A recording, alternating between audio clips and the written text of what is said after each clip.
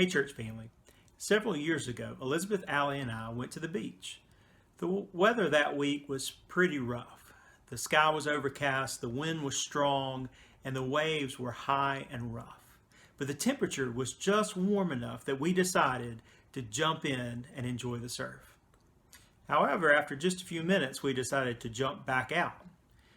We loved the ocean, but we didn't love being beaten and battered by the waves. Sometimes that's how life feels. Our circumstances come against us and we feel beaten and battered by life.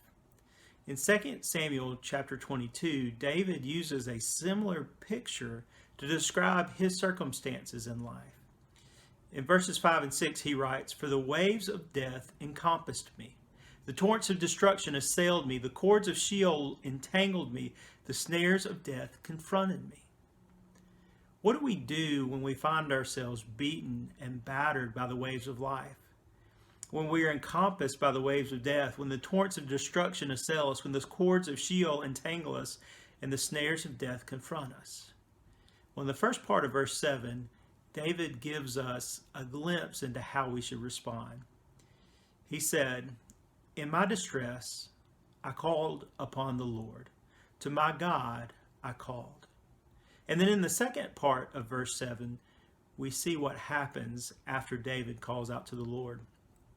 David writes, "From his temple, he, God, heard my voice, and my cry came to his ears."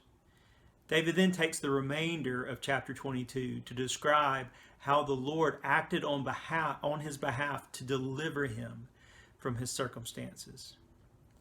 Today, if you're feeling beaten and battered by the waves of life, let me encourage you.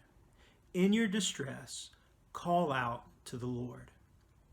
Read through this chapter, 2 Samuel 22 today, and take courage. Know that the same Lord, the same God who heard David's cries, will hear your cries.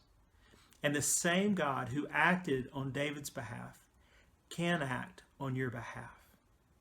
Enjoy your time with Jesus today.